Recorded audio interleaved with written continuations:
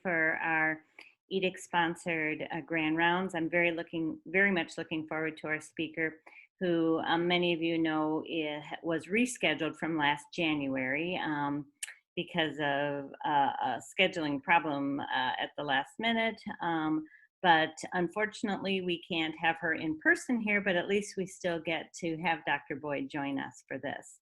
And I just wanted to take a minute before her full introduction to thank everyone for their participation in a number of our initiatives this year, and to remind everyone that we now not only have our Equity, Diversity, and Inclusion Council for faculty that did include trainees in the past, but we have a trainee council as well now that Emily mentioned, and will be the benefactor of the Give to the Max Day, so that's great. But to sort of address the issues from two separate sides. We have a lot of new faculty, and so I would encourage anyone who's interested in joining either of those groups to contact me or Emily, and we can put you into our projects and our work. The other thing, the final thing I wanted to say is that I appreciate everyone's participation in the book clubs. Over this last year, the council, which has been in existence for 4 years, has really, we've really been looking inward and trying to decide what are the best initiatives for our department in particular to tackle at this point in time. So the discussion in December that will come out of the book club discussions is really intended to focus on what we should prioritize for the next year and how we want to move forward with our culture initiatives in the department. So I appreciate your time so far, and I'm moving forward, looking forward to our discussion in December. So now I'm going to turn it over to Dr. Rhea Muskaliewicz to introduce our speaker. Rhea? All right, good morning, everyone. I am thrilled to introduce our speaker, Dr. Rhea Boyd. She's a pediatrician, public health advocate, and a scholar who studies, writes, and teaches on the relationship between structural racism and equity in health.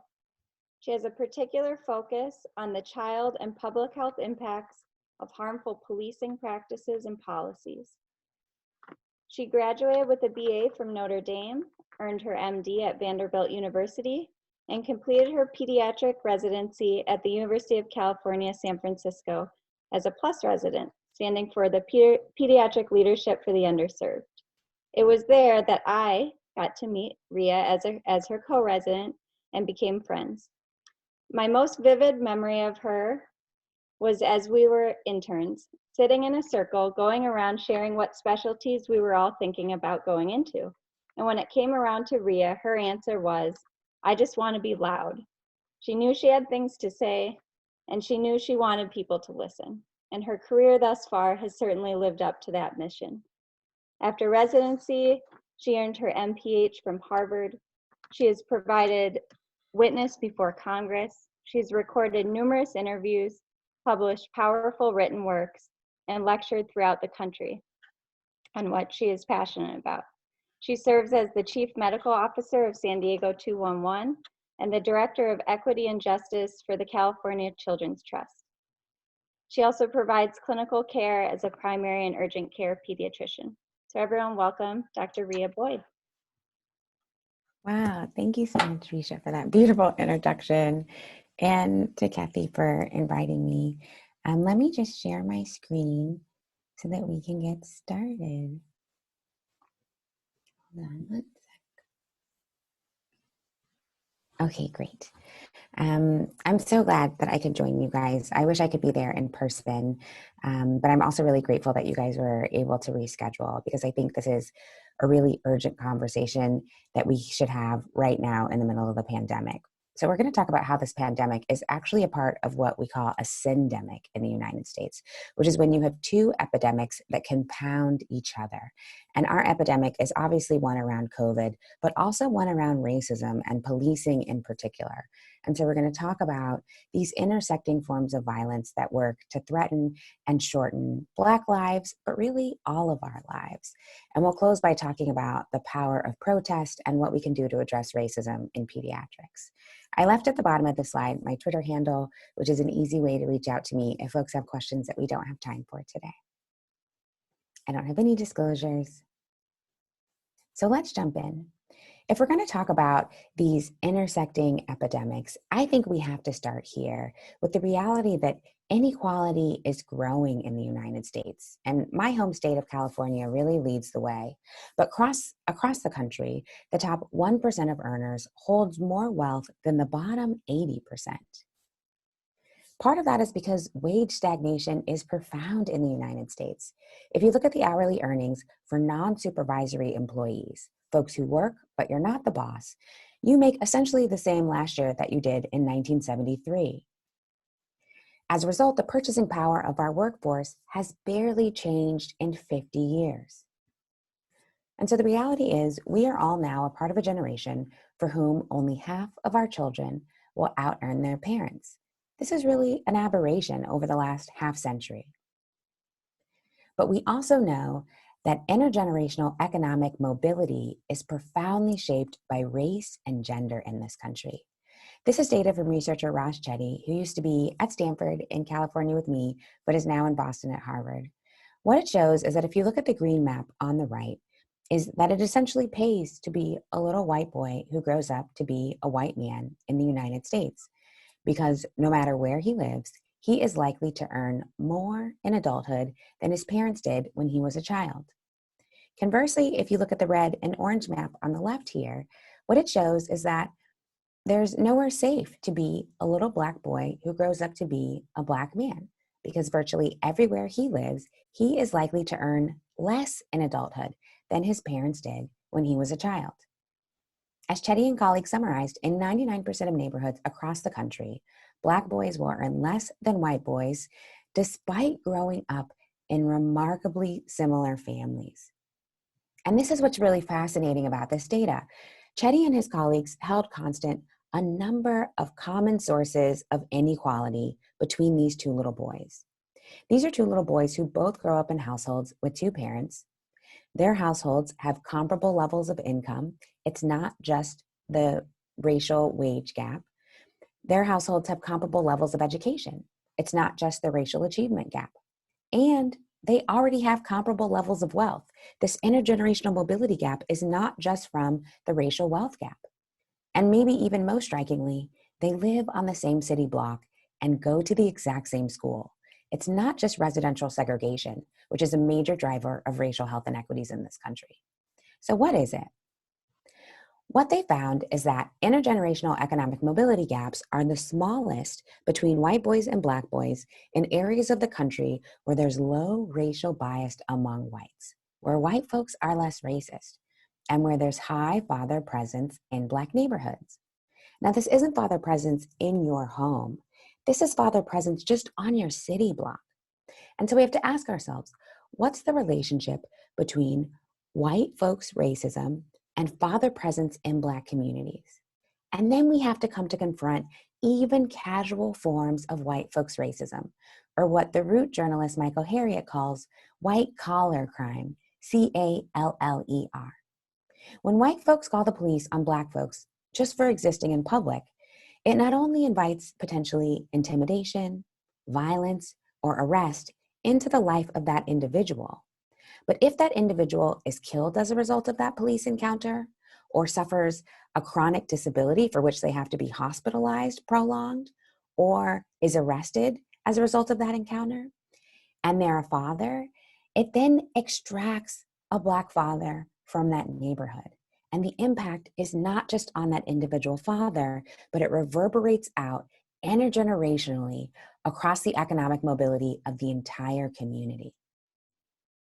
And so this is the pre-existing inequality that existed in this country before COVID-19 even broached our shores. And here I just zoomed in to that map for economic mobility for Black boys.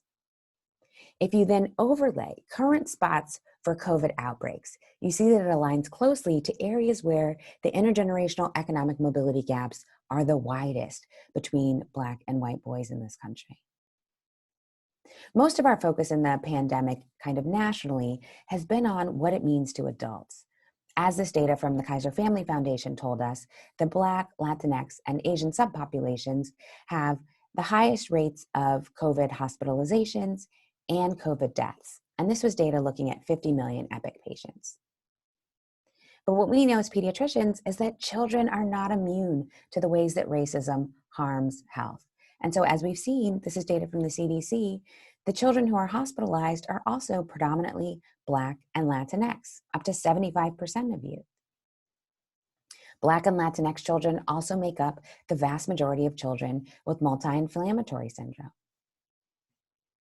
Black and Latinx youth also make up the vast majority, 74% of COVID-related deaths. And if we look over time, this is looking back again to adults for whom we have the most data because they are disproportionately affected by age. What we see is that instead of these inequities narrowing, they're actually getting wider. And this map stops just a week ago. But what you see is that top line are Black Americans who have overall the highest COVID mortality. But the group with the second highest COVID mortality are Indigenous populations. And they actually have the sharpest steep or the largest rise in COVID mortality rates. The third highest population are Pacific Islanders. And there's a dotted, and then they're that light blue line. There's that dotted line and then the darker line for times in which COVID mortality rates for Pacific Islanders weren't nationally reported or didn't include Pacific Islanders from Hawaii. So we have to ask ourselves when we see these gaps, are these gaps evidence of simple disparities, which are just differences in population level outcomes? Or are they evidence of inequities, which are population level differences that are completely preventable? And because they're preventable, they're unjust. Today, we're going to explore the extent to which these gaps are actually evidence of inequities, and we should refer to them in that way. So where do health inequities come from? Health inequities arise when certain populations are made vulnerable. And I put that in red and in bold to remind us that no racial or ethnic group is any more innately, biologically, or genetically more vulnerable to diseases like COVID-19 than any other. They're made vulnerable. And that happens often through the inequitable distribution of supports to treat folks who get sick and the inequitable distribution of protections to keep people from being sick in the first place.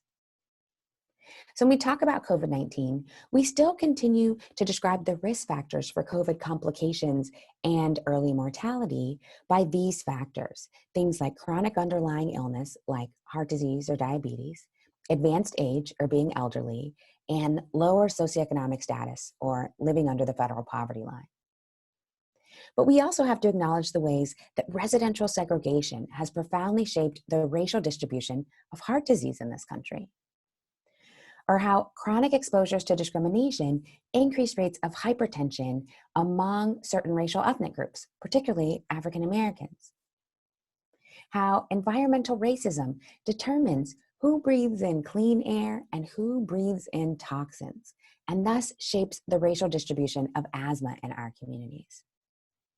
How the racial wealth gap profoundly concentrates poverty within communities of color.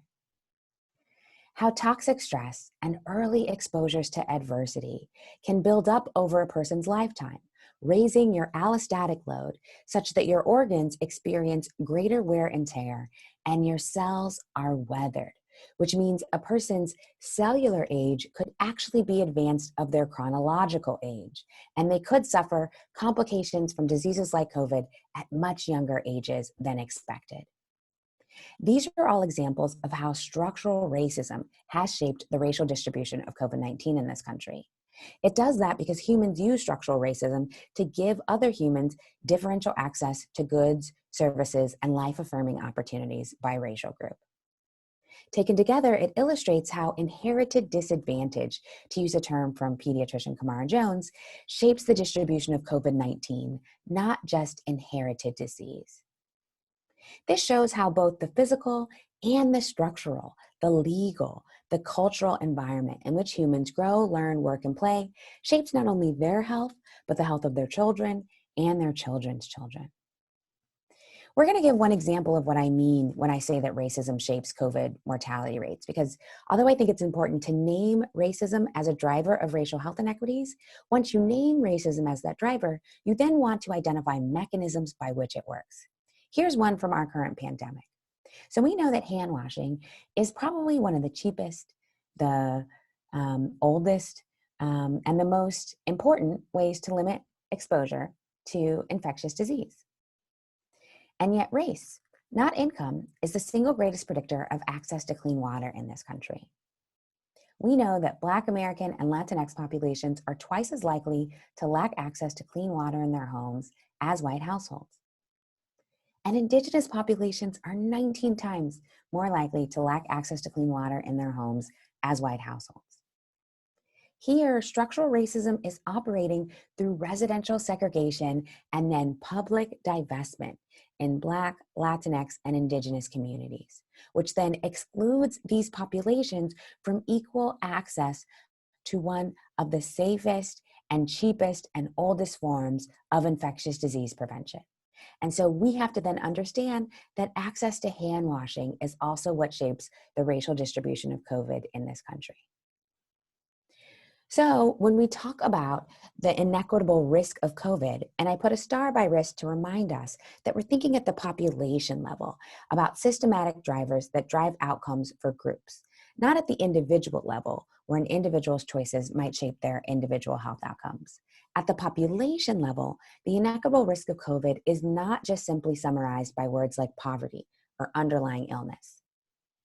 Instead, that risk reveals legacies and current practices right now of racial exclusion, discrimination, disinvestment, and violence that concentrates disadvantage in communities of color, creates adversity for children of color that follows them across their life course, and shapes population-level opportunities to be well, and provides the perfect conditions for folks who live in communities of color to be sick.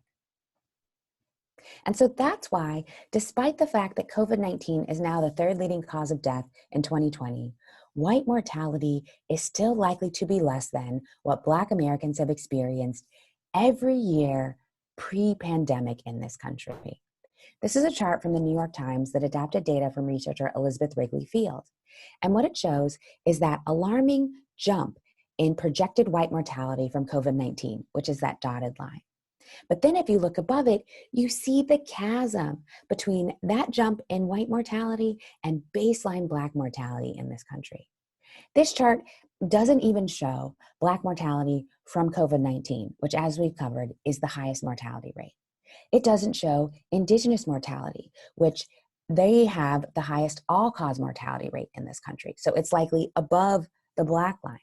It doesn't cover Latinx mortality or Asian Pacific Islander mortality, which are also likely above that line. But the take home here is that even in the middle of the most deadly pandemic our country has seen in a century, racial inequality is as deadly as COVID-19 because white life expectancy is still going to remain higher than Black life expectancy has ever been in this country. And so then we have to ask, where does that come from? Why do we have these pervasive gaps in mortality from this pandemic, driven by pervasive gaps in morbidity and chronic disease in this country? So we have to question what that legacy really is. When we think of that history, we often go back to this time, to the Jim Crow South and segregated public accommodations, like water fountains as pictured here. But we don't as often go back to this time. This is a picture from Newark, New Jersey, in what is now known as the Long Hot Summer of 1967. Historians call it the Long Hot Summer because during that summer, there were 159 race massacres across the United States, all sparked by an event of police violence against a Black taxi driver in Newark, New Jersey. When we talk about the chasm of morbidity and mortality that exists in this country by racial and ethnic groups, we rarely frame it around little boys like this and what it feels like to be walking down your own city block with your government at your back, that's the National Guard, and their guns are drawn and your hands are up because you don't feel safe. or what it's like to be the Black women who line the sidewalk on the right side of this photo, some of whom also have their hands up and are not intervening because they also don't feel safe. Or what it's like to be on the left side of this photo, the other little Black boys who are looking back at a boy who's perhaps their age or maybe even just a little bit older than they are. And they're understanding something specific about what it means to be Black and a boy in this country. We frankly don't talk about how state-sanctioned violence has absolutely contributed to the chasm in morbidity and mortality that exists in this country. And we need to talk about it because too little has changed since 1967. This is a Pulitzer Prize-winning photo that covered Time magazine in 2015 by photographer Devin Allen. And he essentially asked the apt question then, in 2015, in Baltimore, after police murdered Freddie Gray, how much has changed since that long, hot summer? We obviously continue to ask that question in 2020, following the murder of George Floyd, Breonna Taylor, Elijah McClain, and so many more. And so when we talk about the forces that shape the racial distribution of COVID-19, we absolutely have to name police violence. So what do we know about police violence? We know about 1,000 people are killed by police every year in this country. But police exposure is a particularly deadly one for Black men and boys, of whom the National Academy of Sciences told us just last year, 1 in 1,000 will be killed by police in their lifetime. I always share this figure when I'm talking to pediatricians. I shared this figure at NCE this year because 1 in 1,000 is also the mortality rate of measles. When you think about the near constant public health surveillance and investment we as a healthcare infrastructure have placed in eradicating measles because we deem it that deadly, and you compare it to the relative little to nothing we as a healthcare infrastructure have done to eradicate police violence, we see the ways that racism not only shapes deadly exposures for folks of color, particularly Black men and boys, but it also shapes our responses in healthcare, which can sometimes look like inaction in the face of need. So when we think about police violence, we have to frame it as a form of community violence and a form of gun violence, which are types of violence that we as pediatricians commonly advocate against. We have to do that because we know exposure to police violence shapes health outcomes for communities. This is data from researcher Ali Sowell that tells us that for folks who live in neighborhoods where police kill unarmed civilians who are Black or Latinx, Black and Latinx folks, and particularly women who live in that neighborhood, will have higher rates of hypertension, obesity, and asthma and diabetes. But the largest association was for hypertension and obesity. We don't always frame how police violence affects populations around the health of women or children, but we have to, because women and children are both direct victims of police violence, but they are also indirect victims of that violence by living in neighborhoods that are, as Ali Sowell calls, lethally surveilled. We also know that certain communities' exposure to policing is shaped by their immigration status, and that impacts folks' health as well. A 2018 study that looked at 545 Mexican origin, which is a term the article used, women, found a significant association between worrying about deportation and ICE raids and a greater risk of obesity, higher pulse pressure, and higher systolic blood pressure. Again, we have to think back to those underlying illnesses that drive complications and early mortality for COVID-19. As we see, exposure to ICE violence and community-level police violence drives those chronic underlying conditions. We also know that for children who are exposed to ICE raids or who experience or witness the arrest, the immigration-related arrest of a caregiver, they have higher rates of depressive symptoms. And those symptoms are magnified if both of their caregivers have an undocumented legal status. We also know that children are routinely exposed to police in their schools. 43% of public school students across the United States have a police officer in their school.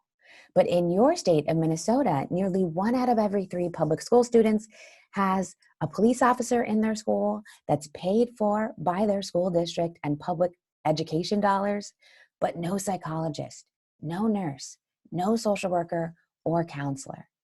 This is why folks are calling for us to rethink our public investments. If we have kids going to schools where we're willing to pay for police officers, but not for the other supports for their social and emotional well-being, we have to ask whether we are investing in our values in the way that we think we are. We also know that kids are sometimes exposed to police through our own actions in clinic. As mandated reporters, we have the power to extend the carceral gaze or extend the surveillance apparatus of the criminal justice system into families and children's lives through reports to Child Protective Services. Inappropriate referrals can render marginalized populations increasingly visible to the justice system, which increases their marginality. We know there's inappropriate referrals to the Child Protective Service system because the American Public Health Association told us in 2018 that by the time Black children reach age 18, 1 out of every 2 will have been referred to CPS. 1 out of every 2. Now, this should go without saying, but I'll say it to be clear, Black families are no more likely to maltreat or abuse their children than any other. They are more likely to suffer from chronic impoverishment and perhaps neglect, but not child abuse.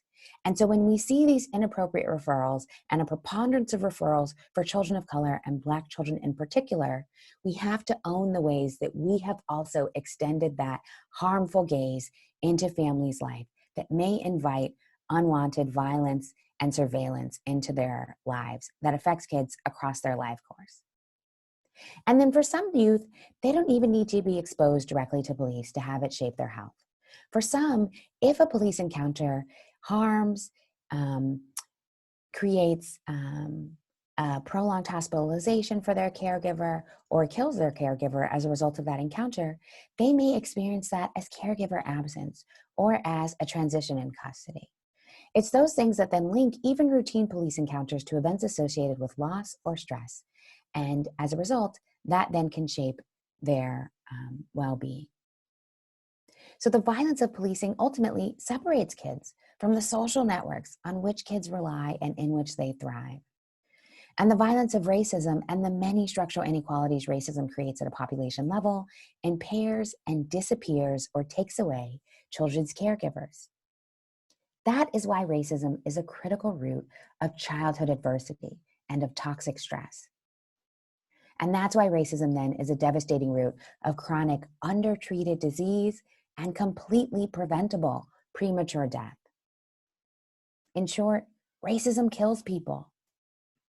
But we also know that equal access to life-affirming resources and rights saves lives in this country, which is why colleagues and I early in the pandemic and as we were experiencing a racial uprising across the country, we spoke out in Time magazine to say protest is a powerful and vital public health intervention. Why? Because the history of protest in this country is that it has been used to both strengthen and enforce people's rights that are guaranteed by our Constitution, but also to extend access to equal resources that sometimes our laws have not done. And so we have to honor protest as the public health intervention that it is, because we know how critical equality is to health and well-being. And yet, not everyone's protesting for the same thing in this country. This is a sign that was on the Texas State House lawn on June 30th, on a day when they had a record number of cases in Texas and the governor closed bars. But Texas wasn't alone. When we looked across the country during this pandemic, we saw predominantly white protesters take to State House lawns across the country, decrying the public health guidance. People wanted businesses to be opened. They didn't want to mask. They didn't want to socially distance. And when we see this, we have to ask, why would predominantly white crowds take that stance? How is publicly decrying public health guidance a way that people can perform their whiteness and their own exclusive access to rights that other folks don't have? So I want us to talk a bit about whiteness for a moment, because too often whiteness becomes normative. It shapes everyone's access to rights and resources in this country, and we don't talk about it. So what is whiteness? First, it's different than white. White is a racial status that's based on someone's perceived skin tone.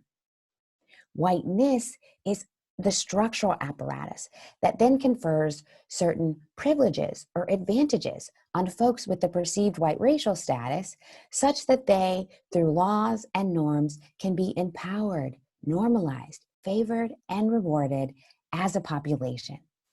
I use this figure as someone getting a boost over a wall to acknowledge the fact that just because whiteness confers privileges and advantages on white folks as a population, it doesn't mean that individual white folks don't face hardships in their lives. They absolutely do. It's to say that whiteness can sometimes be that boost above hardships that other racial and ethnic groups don't have access to. I'll give you an example. We know in this country that when compared to white populations, Black populations have less wealth at every level of income. And when compared to white populations, Black populations have less opportunities for employment at every level of education.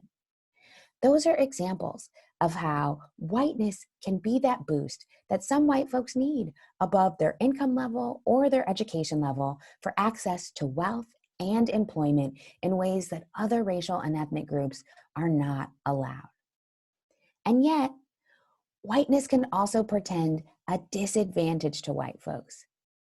This is a book by psychiatrist Jonathan Metzl, who works at Vanderbilt University School of Medicine, that came out last year. And in full disclosure, I reviewed this book for The Lancet in January of this year. And I present it here because his underlying argument is compelling and one that we have to take up, particularly during this pandemic. What he says is that the advantages that whiteness confers can also portend disadvantages if it places white folks in increasing proximity to lethal exposures like COVID or like guns, as he covers in this book. But also, if folks' political investment in their whiteness, if the way that you demonstrate your whiteness and your access to exclusive rights and resources is then to divest in public institutions that serve everybody, like public health or public education or Medicaid expansion, because you're hoping that then you can not allow those programs to extend to undocumented immigrants or Black folks, for example, that way of divesting in public infrastructure also shrinks the pot of resources available to take care of everybody and will eventually harm everyone's health, including white folks. We have to acknowledge that during this pandemic because it's alarming to see white folks taking to State House lawns to not want to participate in the COVID guidelines, because while we see disproportionate deaths among communities of color, by absolute number, white folks have suffered the most, the highest mortality during this pandemic. This is data from the CDC that told us that, and I just checked it yesterday, as of November 12th, almost 120,000 white Americans have died from COVID-19. And so we also have to, as a nation, confront the ways that white supremacy can also harm white folks. And we have to be honest about that. And so to adequately respond at scale to racism as the public health crisis that it is, for folks of color and for white folks, we have to name it. We have to identify how racism works, and then we have to eliminate it. Overall, we have done a poor job at naming racism. This is a 2018 systematic review that looked across the 50 highest impact journals in our field and found that over a 10-year span, only 25 named institutional racism in their abstract.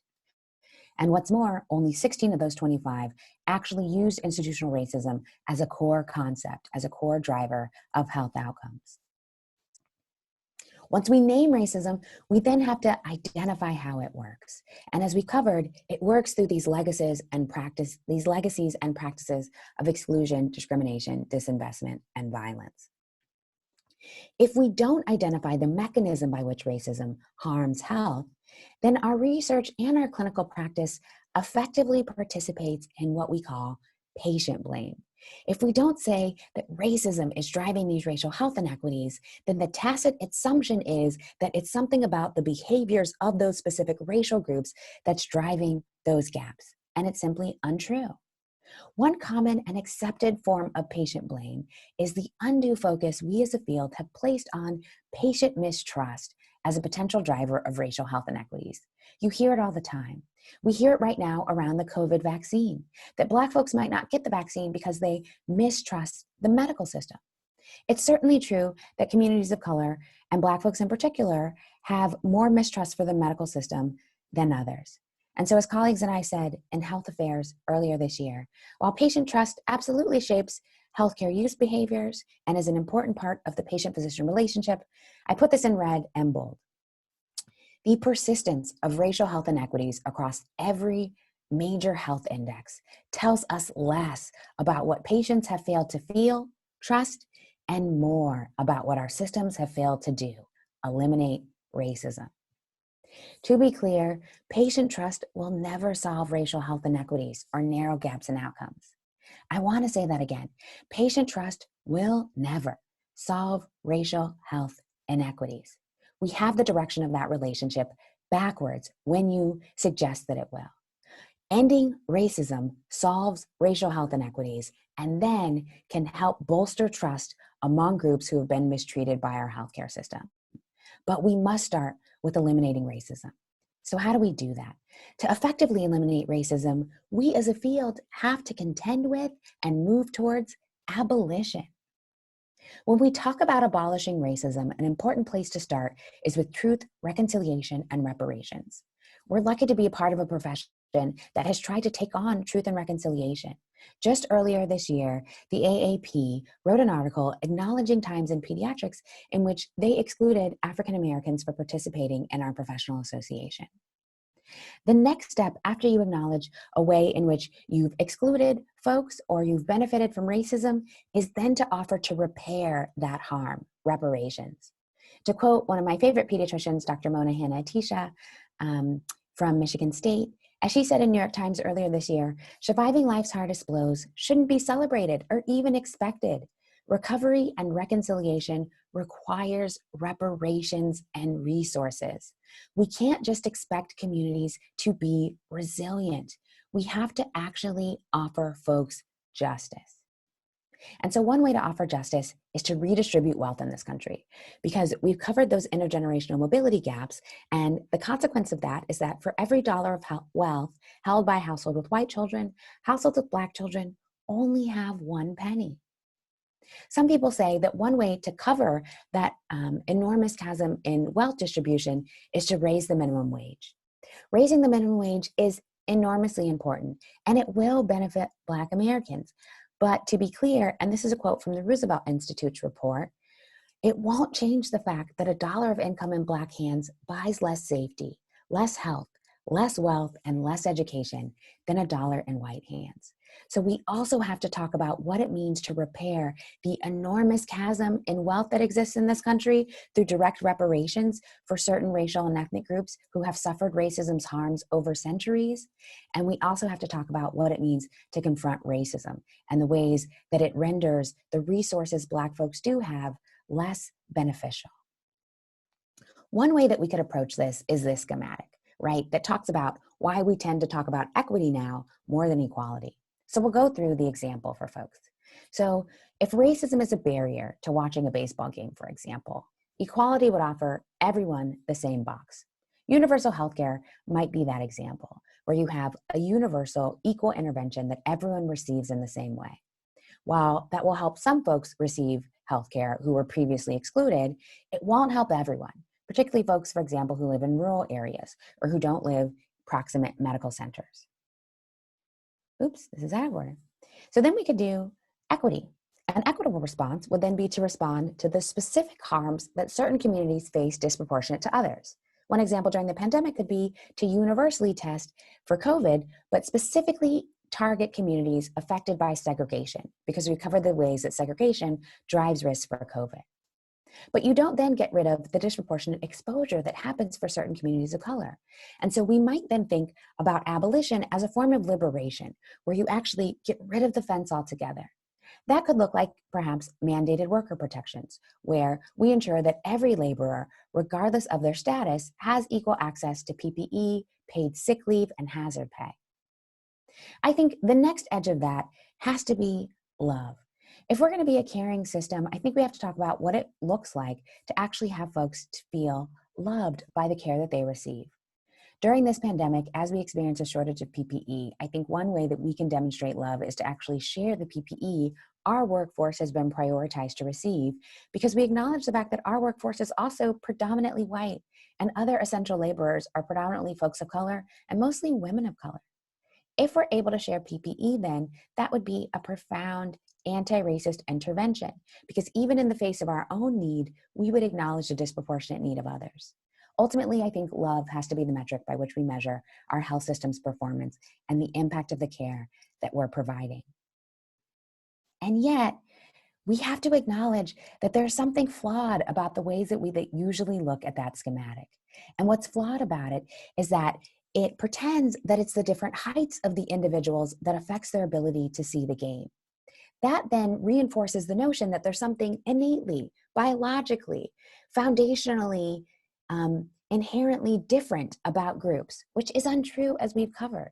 What's different is that certain groups face different barriers. And so if we're talking about abolishing racism and getting rid of the fence, we also have to abolish the forms of racism that impoverish folks and have them start well below the resource line that the rest of us have, or disproportionately incarcerate folks and prevent them from having equal access to resources.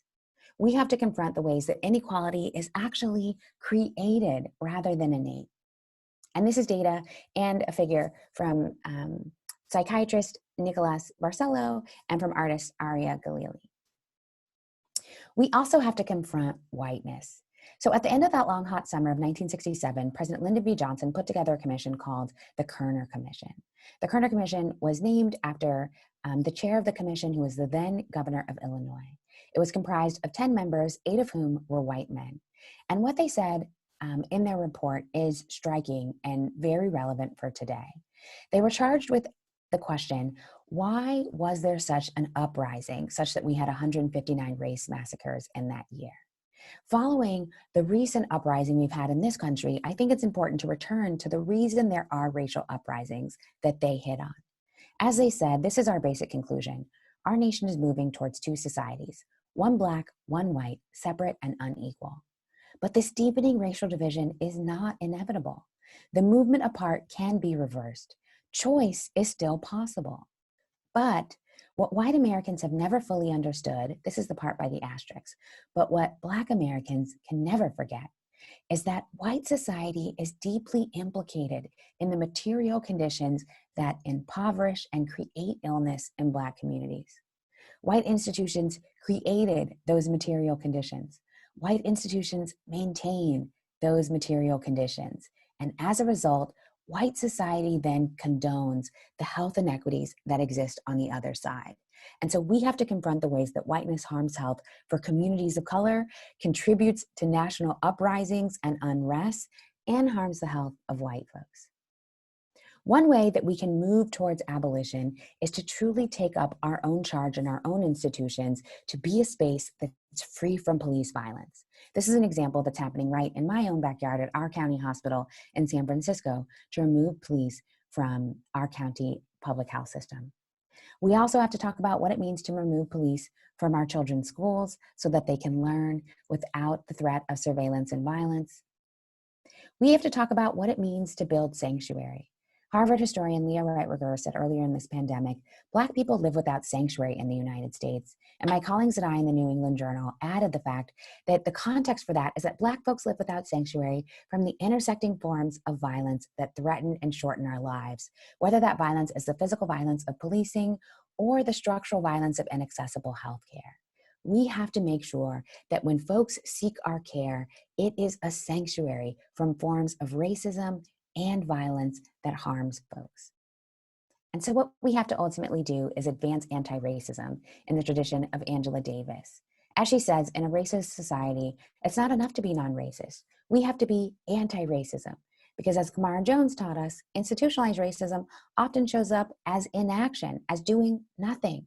And we have to do more than simply be passive within a larger society that harms folks of color and within medicine that continues to perpetuate racial health inequities. Ultimately, we have to abolish racism from every institution, every practice, every policy, and every social norm in which it operates and too often hides. The future health and well-being of our children and our children's children will be measured by how well we succeed in this. So thank you again for having me. I'll stop share now and open it for questions.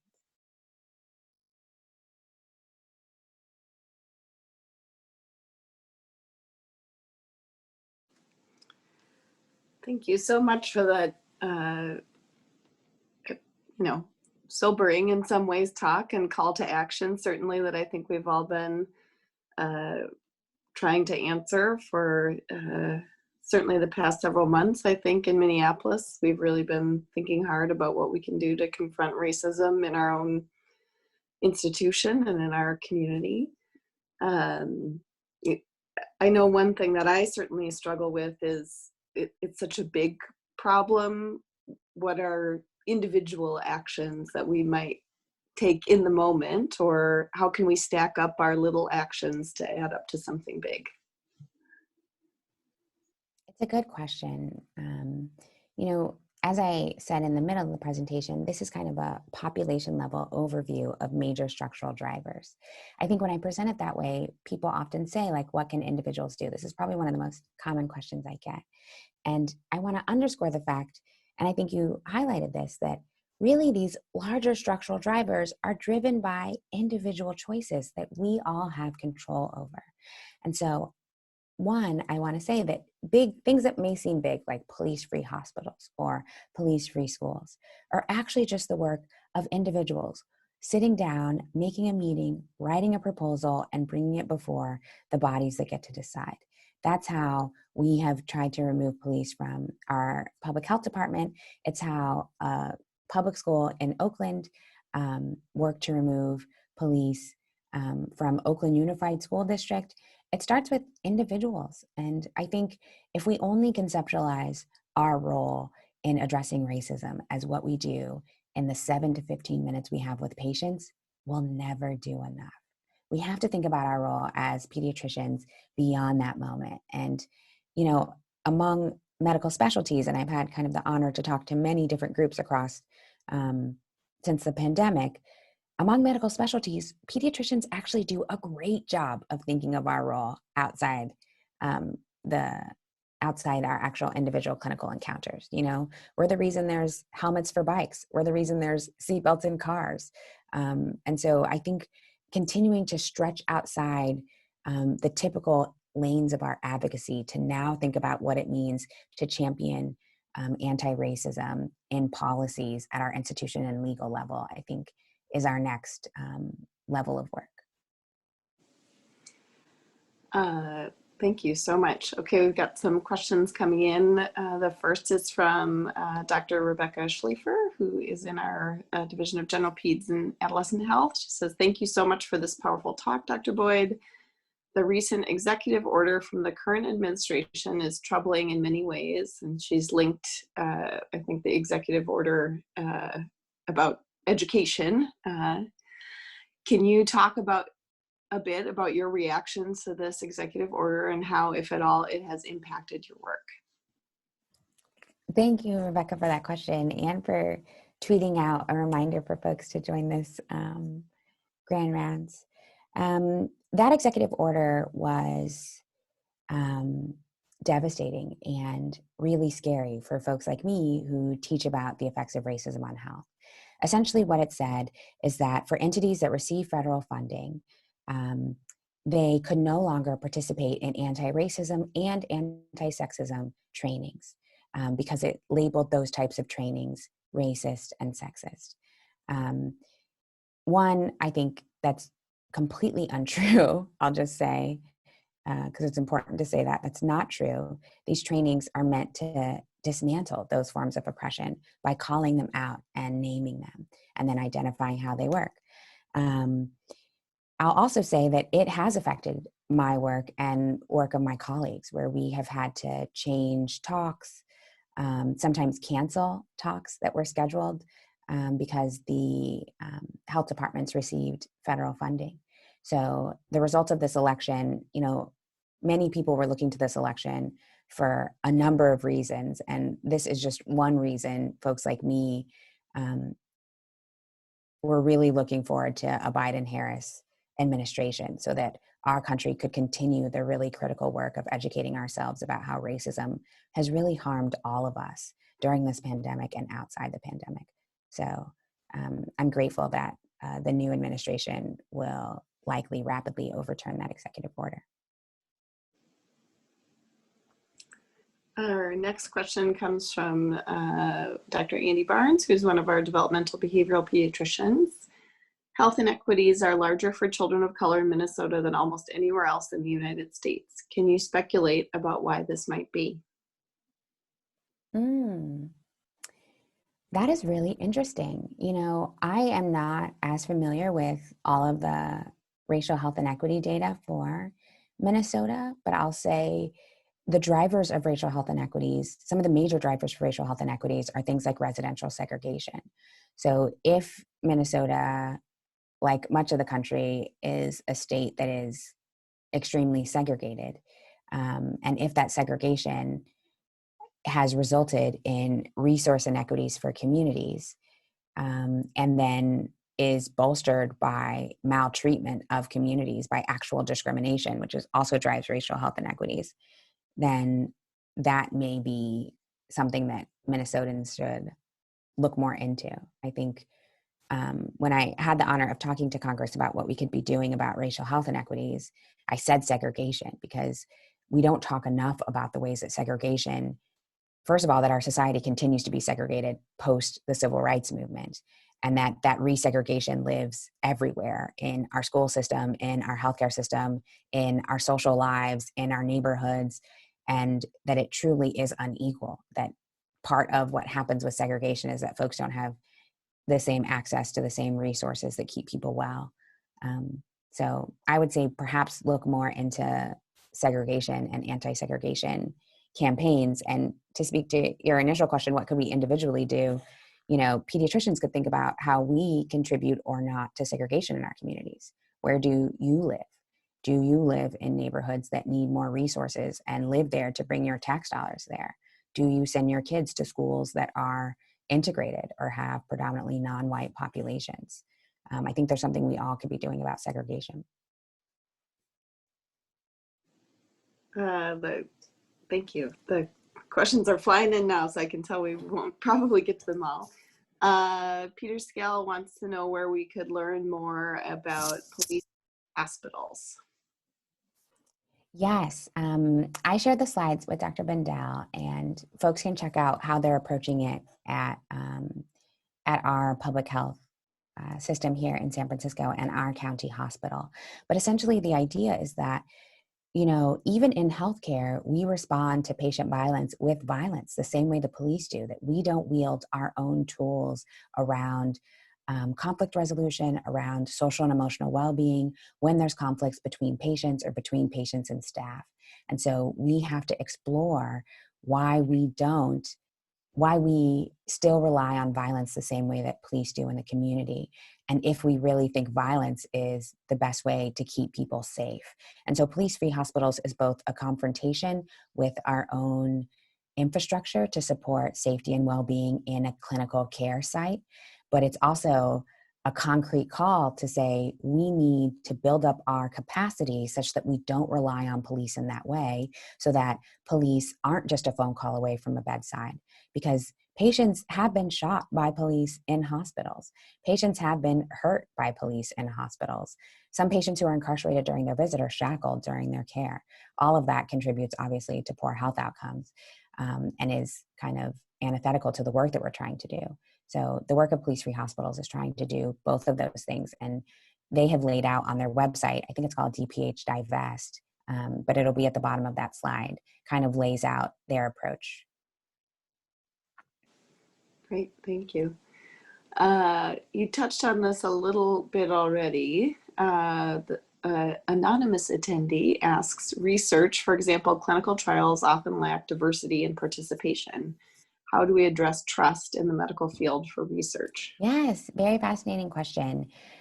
I usually reframe questions that ask about trust. Instead of asking about how do we get people to trust us and join research, I instead say, what is it that we're doing that people don't trust, and how can we address what we are doing, which is first what we have control over, and second, like what we should hold ourselves accountable to if we want to be anti-racist.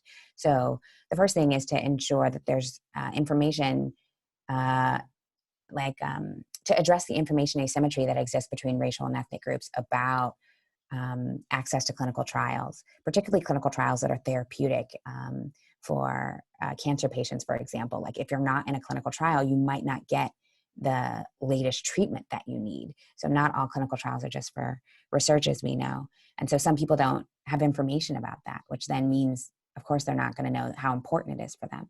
So I think addressing our own side and the barriers that exist on our side to actually freely participate and benefit from participating in research, I think is really important.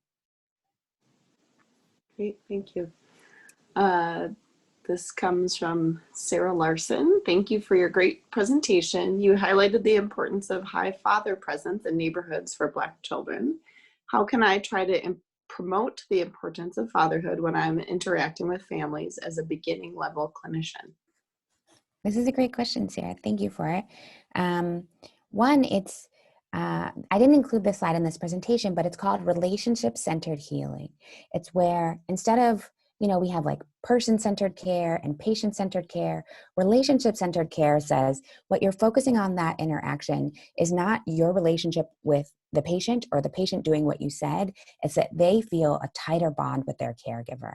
And so you can either do that through probing how that bond is going during the visit, like how are things between you? I want to spend time just talking about your relationship, about how you communicate, about how you care and how you feel cared for or not.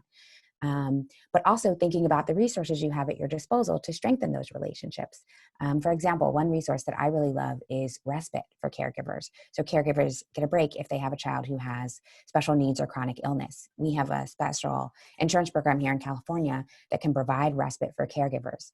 That respite, so that caregivers can have somebody perform childcare while they take a break, is actually something that allows them to come back into their caregiving role with more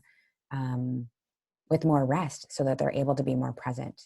So I would say, think about the resources that also would support caregivers, even broader things like raising the minimum wage or reparations. I think all of those are things that would help caregivers show up with more resources when they try to be caregivers. Great, thank you. I think we have time for one more, which is not a short question, but you might have a couple of examples. This one comes from Anjali Goyal, who's in our Clinical Neurosciences Division. Can you give us examples of anti-racist policies that pediatric departments and academic centers have created that are effective in working towards greater health equity?